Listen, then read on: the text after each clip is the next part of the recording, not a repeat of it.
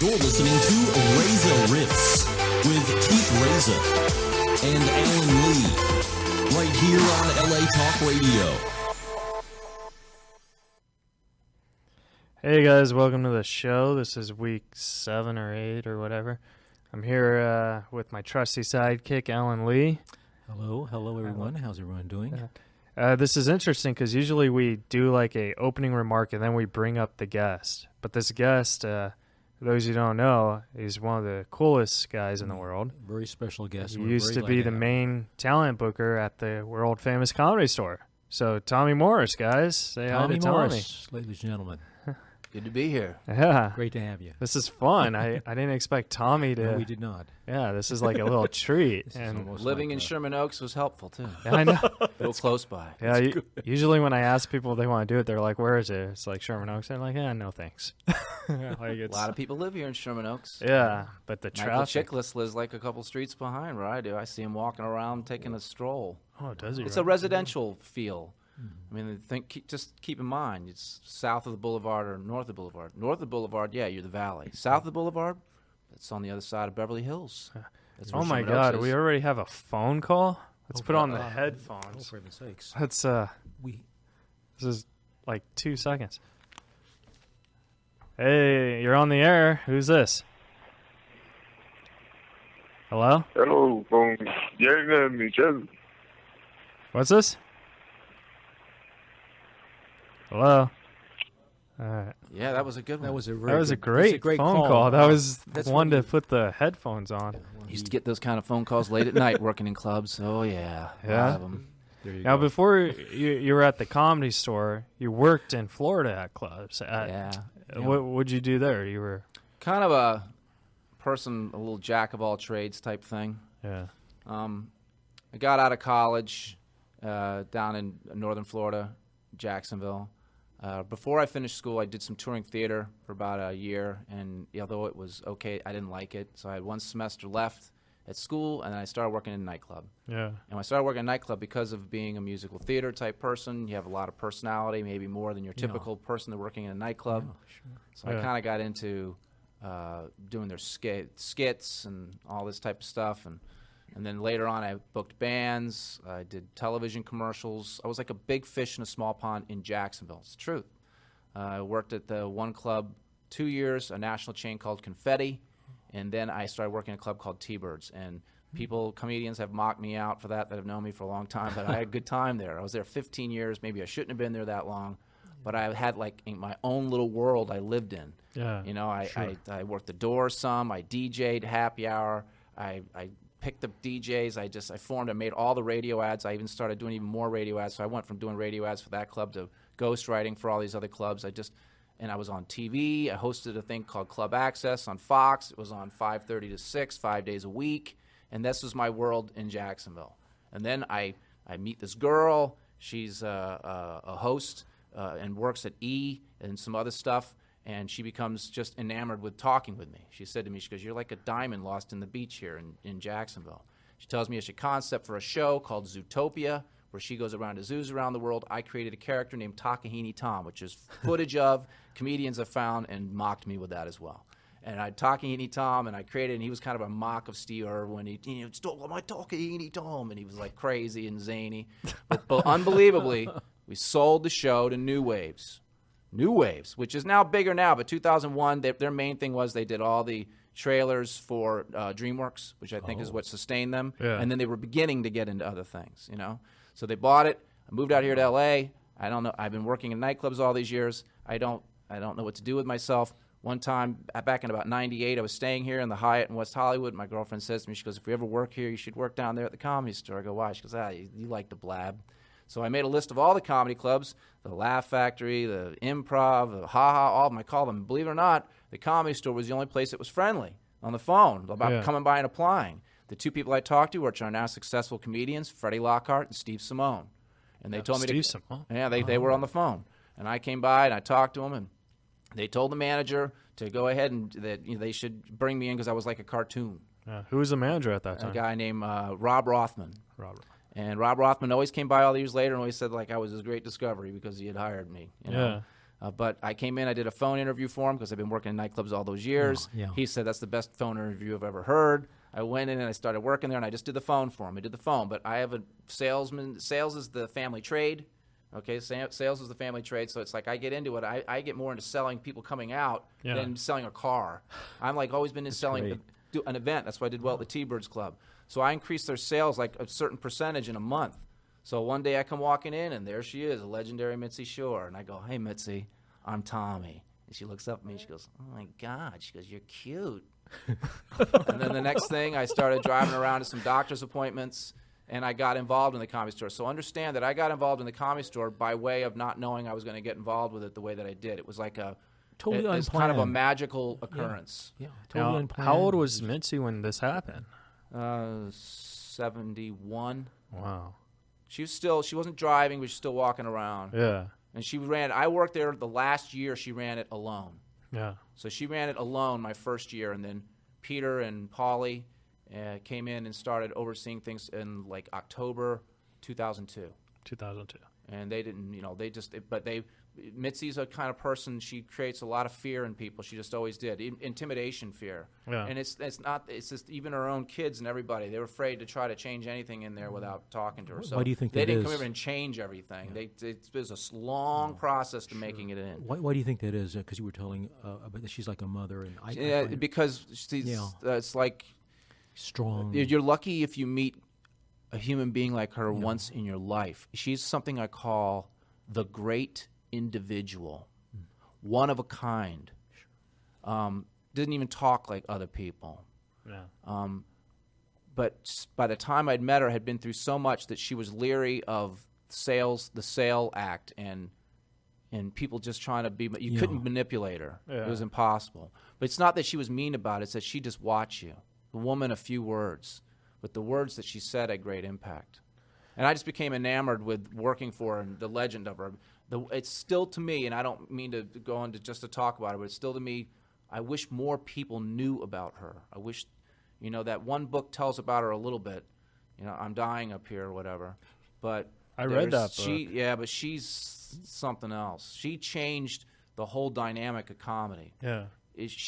Because an actual artist, like a Clive Owen or who's the guy that did Motown, real artists, when they get into this position, they change everything. Yeah, the landscape changes, and you were part of that, and that's an amazing thing. Well, I think the cool thing is that, like, this lady took you in and trained you, and then in just 1 year, you were, like, you took everything. It wasn't about training. I wouldn't even say she trained me. I know people would think that because I definitely wanted to elevate that. She just saw what I was. Yeah. I came in, I made her kicked laugh ass. going to doctor's appointments, and I'm also respectful. We had talked about this before the broadcast began. Yeah. It's to do with your mothering. My mother she detested crude men. She really wanted her sons to be respectful of women. Yeah. And so she programmed it in. And so Mitzi felt that energy, and that creates comfort. Yeah. In other words, you know what I mean? She didn't feel, and not that I was going to, but I'm just so respectful. So I opened the door, make her laugh, be quiet when you should be quiet. Yeah. She's a moody lady. Moody. Yeah. And she says almost a nasty thing to you, but if you're one of those people you're like, Sure. and you let it roll off, then you can hang out with her. Yeah. You can be Mr. Offended and just leave. Because that's the way that was. And so our relationship was a friendship. It was a friendship. And she came in to do showcases, and I had the lights. Who put the lights like this? I just tried to make it look nice for you. She goes, it does look nice. She noticed that I said to her, she said to me, she goes, I heard you managed a club in Florida. I said, why don't you be the manager? And I said, well, I don't think your club needs help like that. It needs help ground level. Yeah. She goes, what do you mean? I said, it needs like the door, the phone, greeting people, talking to them. There needs to be a reconnection with the local people. Yeah. I said, my mother always told me it's the little things in life that make a difference. And man, that's when she looked at me. She said, your mother taught you that? And I went, yeah. She goes, you were raised by a wise woman. I said, I don't know if she's as wise as you, Mitzi. And she giggled. But the path to wisdom is a different path. Yeah. And that's why I am an unusual anomaly in Los Angeles. Yeah. Okay? I have been offered some interesting stuff because of things that I did, but I was like, I felt more purposeful at the store. And to be honest with you, as I found out, I think a lot of the things that people are thinking about me has already passed by. because that was at the moment. Yeah. Yeah. I went ahead and defined myself as no Facebook, you can't find me artist. And they were like, well, we thought we might be interested in him, but he's too much like that. We need people that are going to kiss our ass. It's interesting how you say you don't have a Facebook or Twitter, because I had to go through like 4 people just to contact you. I have a phone number. Yeah. I might go into those things if my life evolves into something different. There's a little bit of interest around me. I know that I'm controversial. The thing you'll find the most in conversations about me is that people will put me down and be negative on me. When you go over and you find out what they're about, they're usually not the most talented people. There are some people that will speak negatively about me that are really talented, but they're still not, they still got something from me. Yeah. I've had people that have been very cruel to me and said nasty things to me, but I always let it roll off. And I always just say it's because I'm not gay.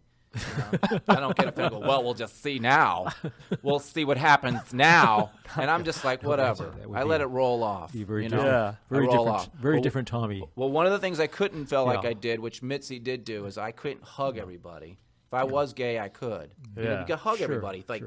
I just didn't think it was the right thing to do. I never felt. And then with girls, with all these young girls working out and stuff like that, I thought it wouldn't be right in a way. Yeah. I thought there should always be a thing where there's that space of their comfort. If they want to give me a good set, but let the friendship go. I never wanted any, and not that it would, but I didn't want any girl to ever think that they were going to get an opportunity there or not get an opportunity based on something about that kind of energy that can happen between men and women. I try to get that off. Well, your honesty about talent and telling comics where they're at, I can see that would not fit in at all. You told us, Yeah, to finish like what it was with Mitzi. So I work for her. I'm helping get things set up. She says to me, she goes one day, she goes, you should be a comedian. She goes, I'll think you'd give it a nice twist. That is a quote. Nice. And I said, Mitzi, I know I have the skill set to do it. The problem is I've been noticing while I've been working for you these past 3 months or so that people that want to do it are obsessed with it. Yeah. And she goes right away, she goes, that's true. And I went, I'll never be obsessed with being a stand-up comedian. Yeah. I'll do it. I'll host something, but I'd love to play my guitar and sing too, and not a parody. Like to be really, you know what I mean? So I said, but I am becoming very intrigued with you, which I was. Becoming very intrigued with you. And so she said to me, she goes, well, you know something? She goes, you're the first human being that I've met that I feel could do my work as well. She goes, because you have to be a very talented person yourself in order to see talent. And so that's when I kind of began my journey into looking at comics differently. This is before I was a talent coordinator. This is another 2 years goes by while I'm still just, but I started sitting next to her during the showcases. Yeah. I started seeing what she liked. I started seeing what I liked, Well, it's funny that you mentioned what you liked. Like, what was something that you liked? Like, what comic really, you don't even have to name names, just like a style. Just what was your... One of the things, Mitzi picked this group of people, which I did not say, I can't say I specifically picked when you go down a list. But what I did when I came in is I started scheduling them, like really pumping it. Now, she didn't want me, she was doing the lineups alongside me, and she didn't want me to change anything, but I started making some small changes, and she didn't say anything too much. Yeah. We did have a moment where I knew everything was going to change in about 2006, and that is she came in for a main room show, and I didn't know she was coming in, and I had made some changes. And Steve Byrne, who's pretty successful, he's on Sullivan & Son, Argus was out of town. He always goes second at 9:15, and I forgot he was out of town. Argus Hamilton? Argus Hamilton. So I stuck Steve Byrne at 9:15. Oh. Yeah. And he did unbelievable, and it's so great at work, but she came in and knew that was not what she did. Yeah. And so when Steve Byrne, he wasn't on Sullivan & Son back then. No, yeah. I'm talking about this is when he was developing. This is 2006. Yeah. What Steve did is he came from New York and he'd been doing comedy a long time, but he spent a good 2.5, 3 years getting scheduled heavy in the OR, which changes you. Yeah. It makes you more human. And then that prepares you more for television. Yeah. It's an intimate room. Stand-up comedy is an intimate conversation with a crowd. So you work out in small rooms, and then you go do a 5,000-seater and you work the same way, they'll listen to you. Sure, that's a great... You don't want to be a screamer like this. No. Yeah. Look at Larry the Cable Guy. Look at these guys. They don't scream at their audiences. They're having it because they know to keep it honed. Yeah. But point being was, with Mitzi, as I was driving her, she asked me to. Her assistant told the guy that's like her home care guy. He said, she wants you to drive her home. So I drove her home, and she said to me, she goes, did you change anything to my lineups tonight? And she goes, before you think very carefully before you utter your next word. Oh, man. Should say it like that? Yeah, which meant don't lie to me. And so I said, I did. I didn't add anybody, but I changed the order. And she goes, why did you do that? I said, because I'm there every night, and I had something change, and I thought it would work well. And I thought she was going to fire me because she notoriously fired everybody, which is, to be honest with you, it's a miracle I worked there that long because Mitzi she still fired people. It's just what she did. Mm-hmm. She says to me, she goes, well, you might just have a gift. She goes, I have so much I'd like to teach you, and I'm tired, and I don't feel well. I said, Mitzi, I do. I want to learn. I want to learn. She said to me, she goes, we've said this before. God sent you to me, I'm sure of it now. And so I started doing the thing where I started doing the lineups. And point being is that from that point on, she wasn't telling me where to put them. She sat in the chair. She put her glasses on. She looked at it. And why don't you just switch this one to this one? But she started doing it. Yeah. And I started moving things around. So Joe Rogan, who's back at the Comedy Store right now, but if he remembers, and he doesn't feel real highly about me, I guess not, I don't know. But point being is that I put Ari Shaffir and Joey Diaz. Yeah. And Brett Ernst and all these people around him. I changed what started happening around him my first 2 years. I started taking that Joe Rogan packed OR and not pulling these decisions. Mitzi was coming up. Like, it's not that she wasn't still a genius, it's that she just wasn't in touch anymore. You know what I mean? Was Joe Rogan doing Fear Factor during this time? Yeah, he was on there then, yeah. He was listen, the place wasn't doing that great, but every Friday and Saturday night in the OR when Joe Rogan was sold out. Wow. I've never seen it bad. Yeah. I saw it get slow, but I saw us make it busier. And the last move in the last year and a half has been social media. We did some, but we went double fold into every venue using the younger guys. I mean, it's programmed into your brain. Sure. Once we started using the younger guys, then the place really started popping. And what I was trying to do, and I did, is you get these people to come in. Well, what? That's just one thing to get them to come in. Yeah. You got to give them something. You got to give them something. And I gave them something, which was my theme of my time there: innovative comedy. Yeah. Innovative comedy, man. Let's see what's going to happen next. Where are we standing? We're in L.A. We're not in Joe's Chicken Shack in the middle of nowhere. Thank you. Thank you. So we're not just going to sit here and be like, "Oh, you're going to sit because you're some guy that's been on the road 18 years and never did anything with your life." No. That's where I come off like, "Whoa!" I have guys call me up. Well, hi, I'm Joe Schmo. I've been on the road for 23 years, and I wanted to come off the road and just come into the Comedy Store. How do I start working out there? And I was never mean. I'd be like, because the store's not. I'd be like, hey, you come by, you can work out. And this isn't just like the place. This is me, and they know that because these things don't happen there anymore. Yeah. You just talk to the talent guy there now. Adam is an industry savvy guy who has a smartphone and a Facebook page and everything that you're talking about. Yeah. You know what I mean? With me, it was like, well, wait, you seem to be a hard guy to find. I'm like, you could walk up the stairs here 5 nights a week, and I'm standing here, But whatever. But I just don't want. I don't want to just do that thing. They can work out an open mic. They can do this and that, but they're not going to come in and start becoming paid regulars there. No way. No, I love it because it was very personalized, and you told them the situation without. What did I tell you? Here's something that she pointed out to me, and it's the truth about me. She said there is a difference between you and me. She goes, "You are a performer." She goes, "I'm not." She goes, "I wasted some of my time on writers." She goes, I'm not mad they became writers, but if I'd known that's all they wanted to do, I wouldn't have given them as much stage time. She goes, since you're a performer, maybe you can look more for performers. Yeah. She goes, with you, while you're here working for me, it's going to be takes one to know one. Nice. And that's why you're seeing Whitney and Chris D'Elia and Eliza Schlesinger and Gerard Carmichael, and Andrew Santino, and Theo Vaughn, and Brent Morin. They are all performers. Yeah. You see? Yeah, you were telling us that's great, and you delineated that and stood by it. Oh, yeah. Fahim Anwar, Jesus Trejo, Francisco Ramos. These are all people that I nurtured in. It's not that comics, it's not like I'm a person that's just like the only one that sees it. I always have been not set in vanity. I always tap out and feel out what's feeling out.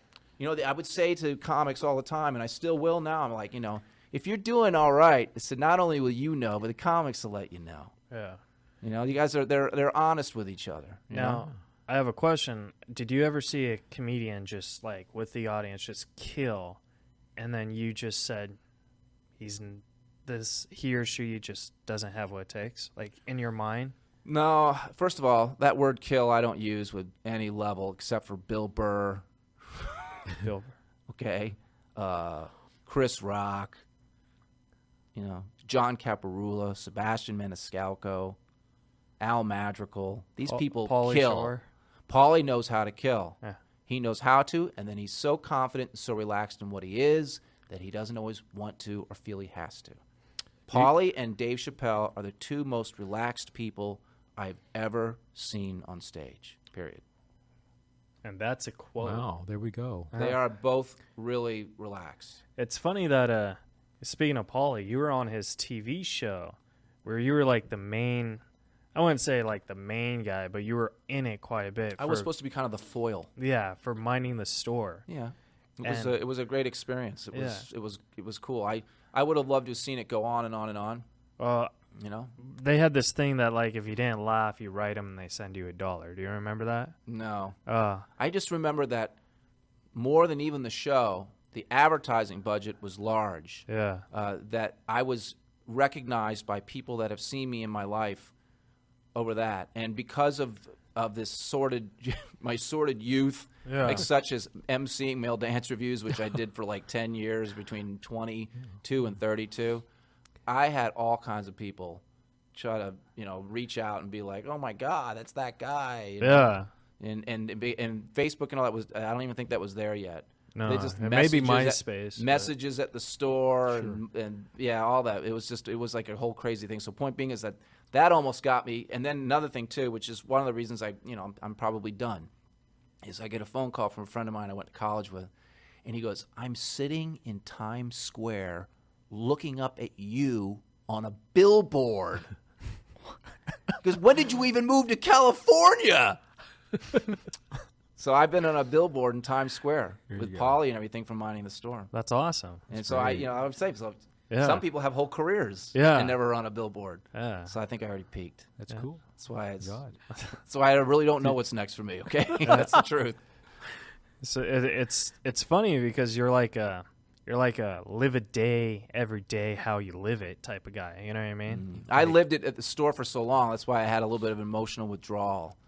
As we had just talked about this before.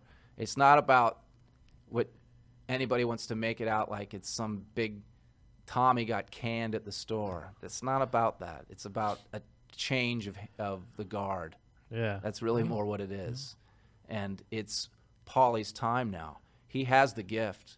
He's Mitzi's son. Mitzi's in all of her children, but a very important part is in Pauly. And then the depth of her intelligence is in Peter. And they're the ones that run the Comedy Store. Yeah. And Pauly's just as intelligent, too, but he's an artist. It's a different type of a sensibility. Yeah. But, when Pauly's not focusing on himself and he's looking out at talent, he knows who has it and who doesn't. So he's going to pick all the right people. This is the way it's supposed to be. This is the way it's supposed to be. This is Pauly's Mitzi Shore's son. Yeah. They own it. He picks the paid regulars. I was there to build a bridge from what it was to what it was going to be. And it took a long time, and I love Mitzi and I respect her, and that's why I did it. And that's why I was there. I just find myself, as you guys interview me, and one of the reasons I didn't mind coming and talking about this tonight at all, is I'm just not sure if this skill that I feel I have of comedic development, which is an actual skill, is something that should not be used anymore. Because it'll change the community of comedy. It just will. It's not about the place that has that. It's about the person that knows how to do it. Yeah, I know how to do it. I know how to pick it, and it's you're not. I'm not down on people. I'm not do or die, but there are some important things. One of the things that she did with me is she didn't teach me things per se, like say this is that if I said something myself, then she validated me, and this was an important one. I said to her, I'm starting to come to the conclusion that the look is important. She goes, the look is everything. She goes, and remind you, I didn't say they have to be good looking. She goes, that's nice. She goes, but the look, some sort of look.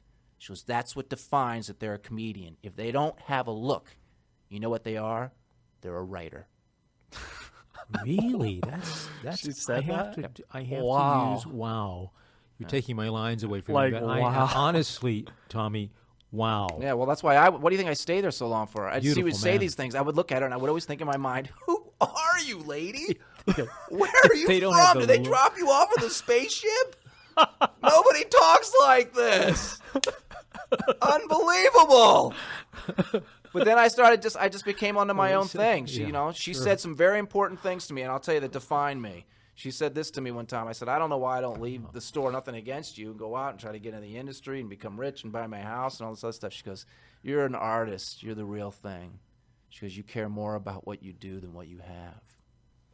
And I was sitting there like befounded. We were eating dinner, and she had a fork in her hand. She turned around and she looks at me. She goes, you never heard that about yourself before, huh? I said, I've never heard it put like that. She goes, you're going to begin to feel a lot better now. And I have. Yeah. Because now I realize that it isn't about what I obtain. It's about the impact I have, which I do feel I did achieve during my time at the store, is I got to leave an impact on people. I swear to you, I don't have as much as everyone should have in their life. I just don't. But I have gotten probably, in my time between the T-Birds Club in Florida and the Comedy Store, 1,000 cards from people thanking me for talking to them and giving them like the time of a feeling.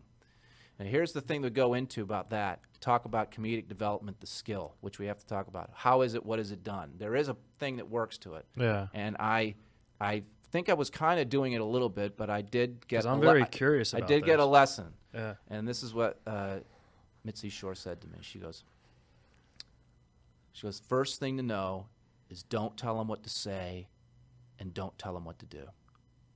She goes, but if you have a feeling that comes to you the moment you're watching them, a thought that you think might be helpful, she goes, go and tell them when they're done their set immediately. She goes, most of the time, it'll be beneficial to them.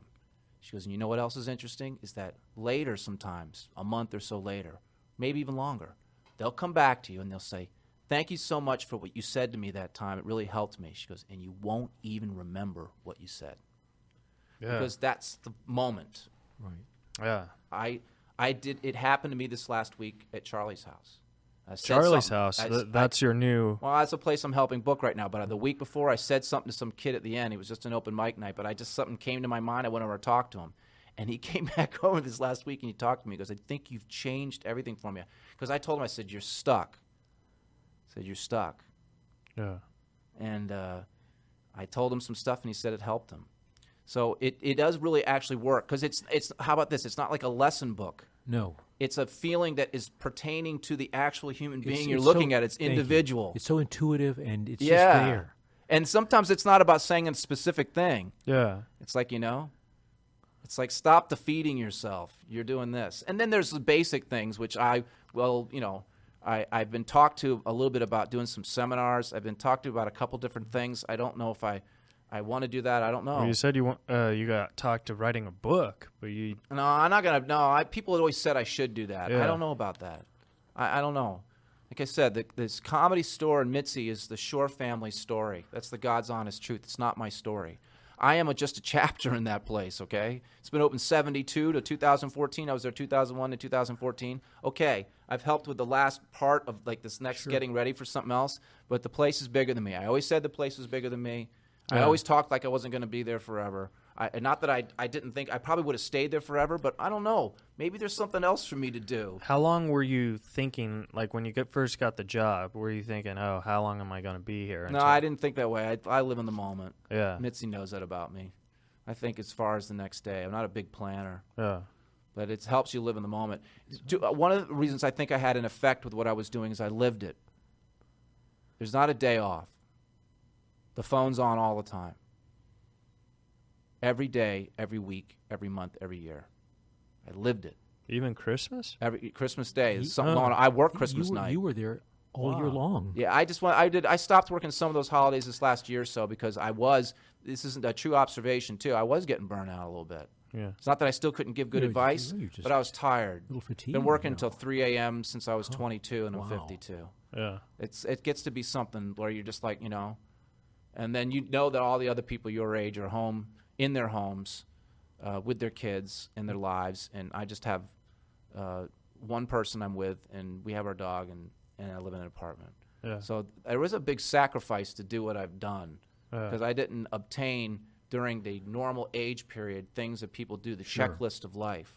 And I'm not saying that I'm not trying to blame anything, but that's what you get if you live, eat, and breathe something like what I did. Yeah. You became the art. I put so much into it. I put my heart into it. Only certain people will know what that is. I knew in 2009 or something, maybe 2008. She came in, and I came over and kneeled by her, and she said to me, she goes, "It feels so good in here right now." And I went, "Thanks." I said, "I'm glad, Mitzi." And then she said to me, she goes, "Thank you." She actually recognized that I had changed and healed the energy inside the place. It's healthy for nurturing. And it's still there now. Yeah. So there's no negative to come from me. The store is beautiful.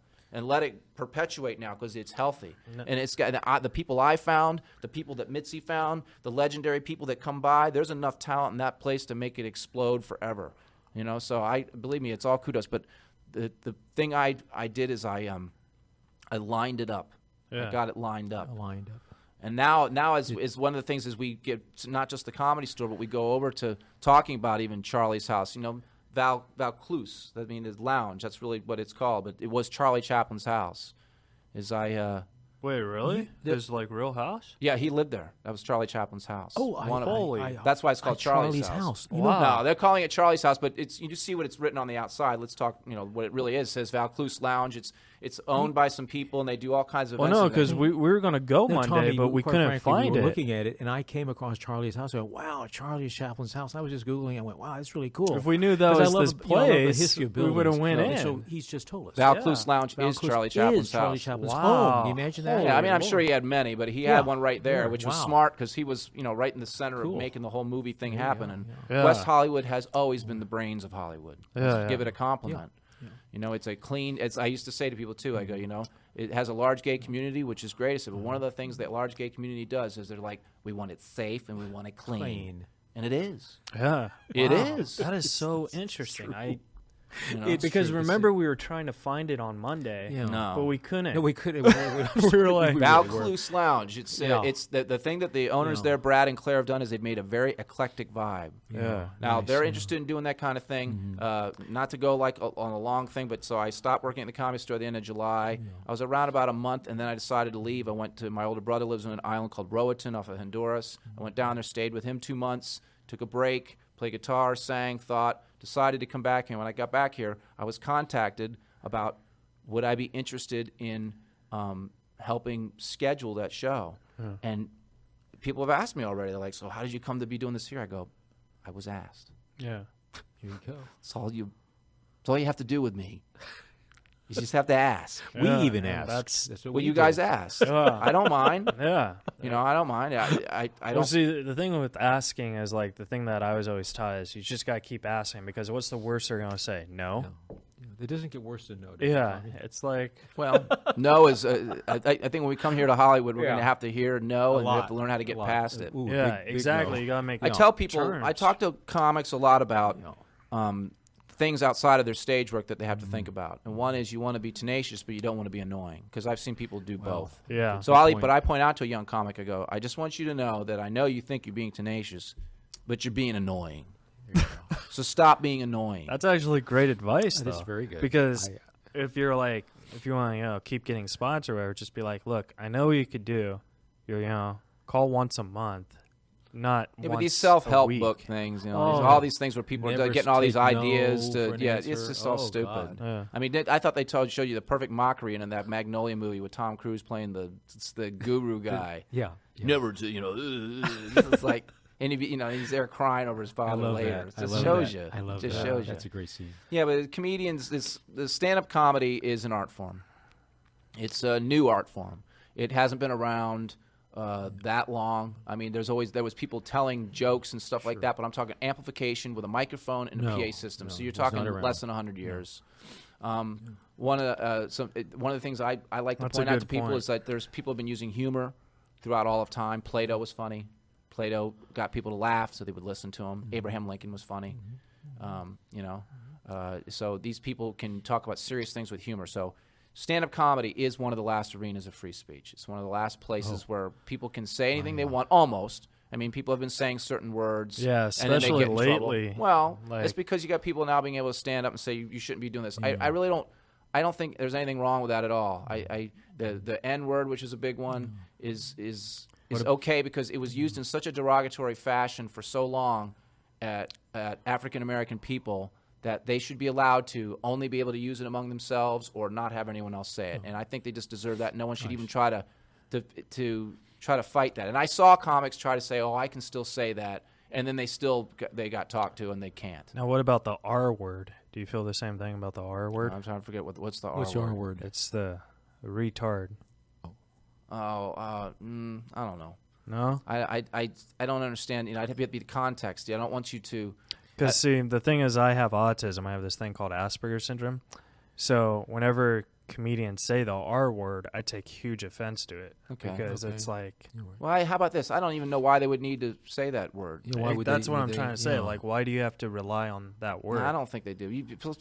Just remember, you're going to stand in the entire arena of comedy. You're not just going to see headliners and know what's going on. Yeah, but see, you're going to see... People don't even need to say the N word. You could just... You're still going to be someone's going to try. Well, they do. Yeah. Okay, African American comics do. That's what they I'm say saying. it every. But I'm just saying that they can have that word. That they can use it any way they want. Because they own it. It's better than trying to make a debate about it. Yeah. It's just like no problem. You have that. It's you got that right. Yeah. I mean, there was some mistreatment there for a long time. The only thing I ever say, which I don't like, is that it wasn't me. You know what I mean? So don't get mad at me. All right.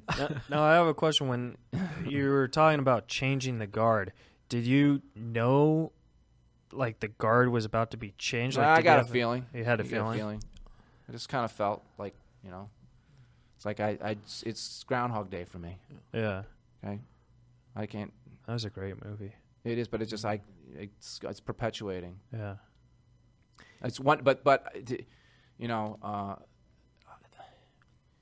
ultimately, I was in a powerful position, and just like the Uncle says in the Spider-Man movie, you have to be responsible with power. You have to be responsible. Great power comes great responsibility. Yeah, I felt like I was. I didn't abuse it or anything like that. If anything like that, I tried to be more explaining. I take the time to talk to anybody. People wanted to come up and really ask me. The only thing that I got a little bit of a reputation for, and I'll keep till as long as I go, is that if you want to actually engage me that way, if you want to have a conversation, and you're going to take no for an answer, even though I may have already said something to you, then we're going to have a conversation. And I'm going to be honest with you. Yeah. And you can say anything you want to me. It ain't going to bother me. Yeah. I've had people trying to say stuff about me and my face and my back my whole life because I naturally am a lot of things that they're not. And that's what they do to people like me. I'm just kidding. I'm not kidding you. So you're going to, a comedian, if they're going to go so far as you say to them, I already told you what's going on with you. You need to work on it. Some of them are real insistent because they're on this big rush to get famous or be validated. Yeah. And they come up and they go, you're just not seeing this and that. I have an honest conversation, and it's mean, but not brutal, and not cussing, but it's honest. Yeah. And I tell them, and the center of what I'm telling them is, it's not happening. And that's it. But those kind of conversations, that's why I've gotten a lot of hatred stuff. There'll be specific people that might even say really negative about me, but then if I was asked after they said the negative thing, I could still point out that I had a conversation with them at some point where they were thanking me for everything I'd done for them. But they only had it alone. That's a good point. With me. And they didn't want anyone else to hear it. Yeah, well, the honest part, they don't want to hear the honesty, man. No, they do.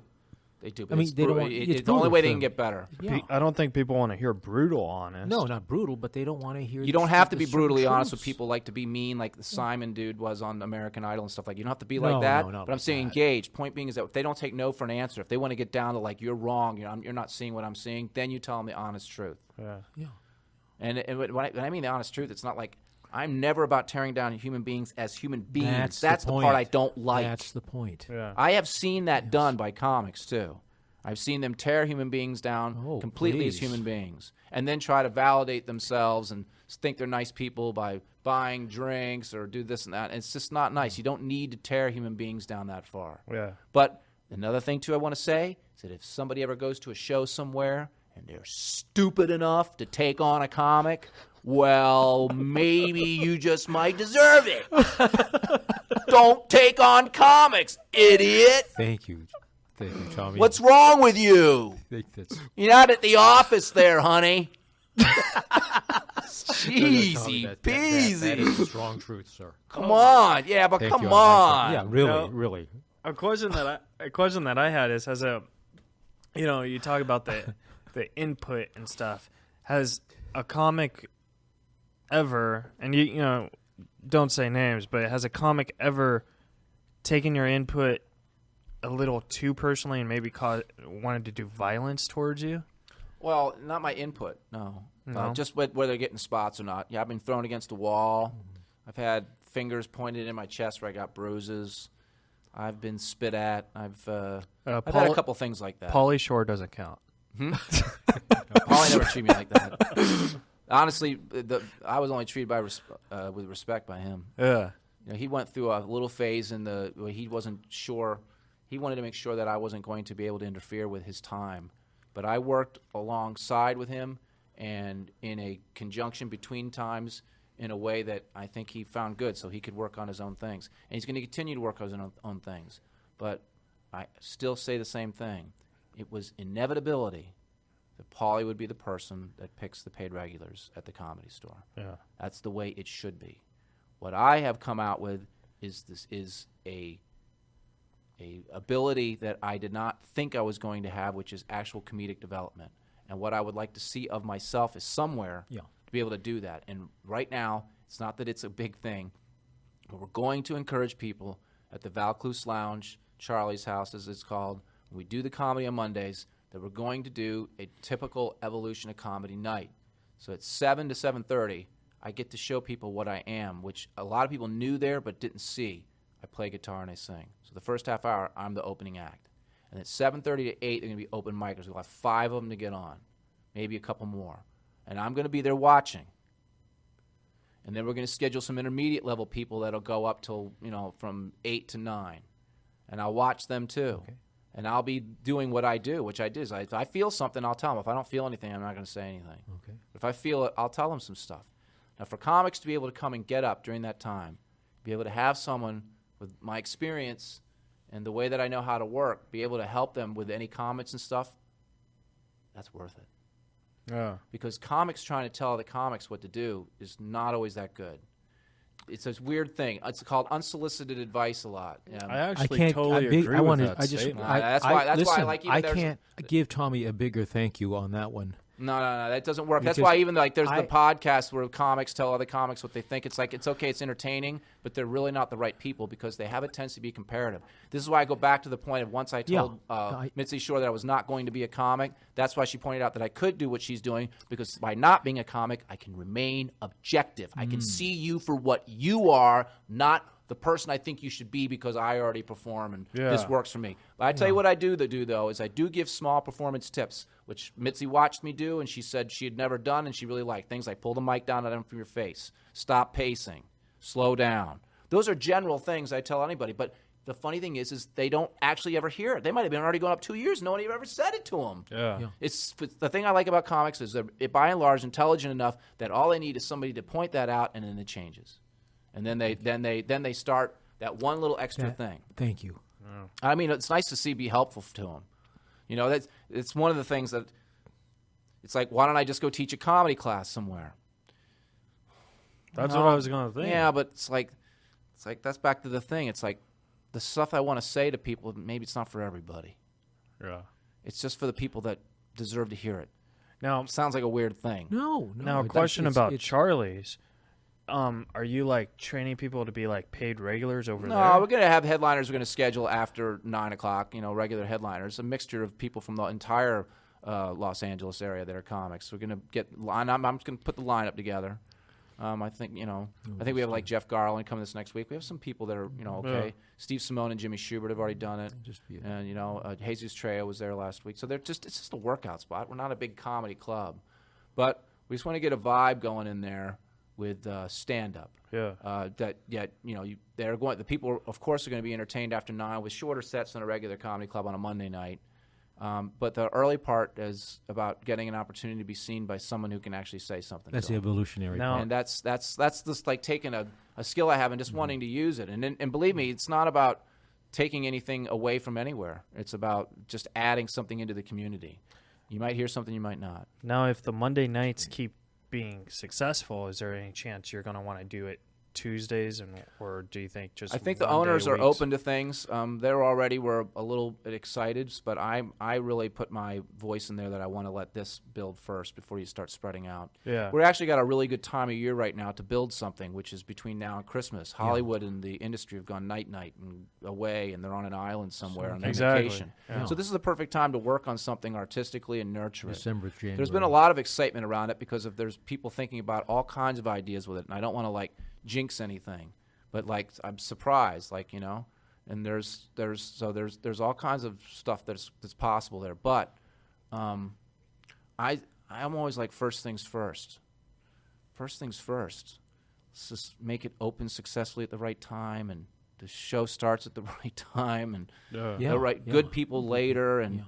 Is the waitresses that they didn't get good enough service? I mean, is the place making money? You got to look out for your place. If you don't look out for the place, they got to make money. If they don't make money, then you're not helping the place. So I just want to see that happen. It's got an eclectic vibe in there. It's one of the things I liked about it. And there's nothing. Charlie Chaplin is probably one of the greatest entertainers that ever lived, ever, and definitely comedic. Oh yeah. To have some stand-up going on in a place that he owned sounds karmically sound. Cool. It sounds right. Very cool. I mean, you can have many things in there, but that just seems to fit. That's like That's beautiful. With the success of that, who knows? Maybe stand-up will happen at the Bob Hope Airport. Because he lives close to that area, but I'm telling you. Yeah, but no, man. You have any other questions for Tommy? God, we were talking back here, and I mentioned that Kinnison thing. Is there anyone that comes to mind that you want to talk about their style or something that hits you a little anecdote? I like that one about Kinnison, or anything that you want to say, Tommy. Oh well, the legend of the place that's something that can be told by so many comedians. I met so many great people there. That's one of the things that I'll miss about not being there. It's one of those type of places so many people have gone in. I'm not even just talking the performers. I remember one time John McEnroe and Patty Smythe came up to the cover the booth, and they were like, we just left the worst show at the Improv, and we came here. We're only here in L.A. till tomorrow, and we just want to have a laugh. You think you can help us? And I always used to do a thing which I call play Hollywood. So I took them right from the booth, right over to a booth in charge, and I went back to the back, got their drinks, and had them on their table all within 2 minutes. Wow. I treated them like Hollywood. And another funny story that I like is this girl comes running up the stairs, and she's like, I'm getting ready to bring my dad in. He's kind of really well known, and I don't want anyone, to feel funny or anything like that. But it's his first time he's ever been here. And up comes walking the stairs comes Billy Idol. And here comes Billy Idol. I go, hey, good to see you. And she goes, so this is my dad, and this is his first time here. And I looked at Billy Idol, and I went, this is your first time here? And he looked at me like I might be old enough to. And I said, Billy, there's a picture at Mitzi Shore's house of you kissing her on the side of the face from about 1985. And he goes like this to his daughter, I've been here before. She goes, Dad, why didn't you tell me? He goes, I didn't want to ruin your surprise. Oh, well, at least that's sweet for him. I thought it was funny. And you had to ruin that girl's dreams. And then, there's some people that love comedy. Toby Keith always coming in, and he stays right to the very end. Dr. Dre all the time. Quentin Tarantino 2 or 3 times a year. Watches every single person. Yeah. I actually saw Francis Ford Coppola and his wife maybe about 5 months ago, and they came in for a while, and they enjoyed themselves. So the point being is that's always the other interesting part, too, is seeing the people that come in. Because keep in mind, it's not just the Comedy Store. It was Ciro's. It was one of the most legendary nightclubs in the United States. I'm glad you mentioned that. And it's very haunted. And speaking of haunted, that was one question I had. Go ahead. Was, there's 2 stories. we only have 5 minutes, so if you could like chim it up a little. But there's 2 stories of haunted about the Comedy Store. One, the comedian who killed himself. They say that his ghost haunts the store. And then I saw a TV show on like mystery detectives, and it said the store's haunted too. And you've been there for 13 years. Did you ever see haunted or feel haunted? Yeah. Tell us. It's like this. I tell people when they're there during the night, they're like on a, come in for the show, and they'll say, "Oh, is the Comedy Store haunted?" I go, "Well, yeah. I mean, it's great now. It feels great. 3 a.m. creepy, creepy, Very dark. Like, what's the most scary, creepy." What's a haunted experience for me? Like, Cold spots are common. really? You walk through an ice cold bit of air. It's only at the time. You got to understand Wiccan. There's real things. Yeah. After 3, like 3:15, that's the time. No, you know, That's the time. So you're not always there that late. So that's the reason people don't really see things. But sometimes, like let's say if a Dave Chappelle or someone would show up late, they'd stay on. You don't leave till 4. That's when it happens. Little weird. It's creepy. And it's an energy. I think it had a hold of me. I don't know. It just wanted me to. Yeah, I was going to make me Jack Nicholson in The Shining at the end. You've always been here, you know. But it's kind of the truth. Oh man, that would be interesting, Tom. Well, that's funny. Well, That's I kind of thought I was starting to think that might be what happened, but Yeah. in a sense too, like I said, I like being a person that Well, we're out of time, but anything you want to just Anything Charlie's you on wanted to- Anything Mondays? you want to tell us? Anything at all? Just Well, yeah, any- 2 things. One, I'd like to say that I treasure my time at the Comedy Store and working for Mitzi Shore, and I wish the place nothing but continued success. And I have great affinity for the Shore family. They always took good care of me. And then I want to say that, yes, it's nice to be emerging again a little bit at Charlie's house. I'm going to give my artistic input. People want to come by. I'll be there. And I'd like you to listen to me sing, play my guitar, even if you don't even want to see that part of me. But Excellent. it's who I am, Senator. Well, Keith and I will thank be you there. for having me, both of you. I appreciate it. I no, do. no Thank worries. you. We do gotta get going, but follow us on Facebook. Tommy doesn't have one, but listen to the podcast and see him on Mondays at Charlie's. Thanks, guys. Thank you, Tommy.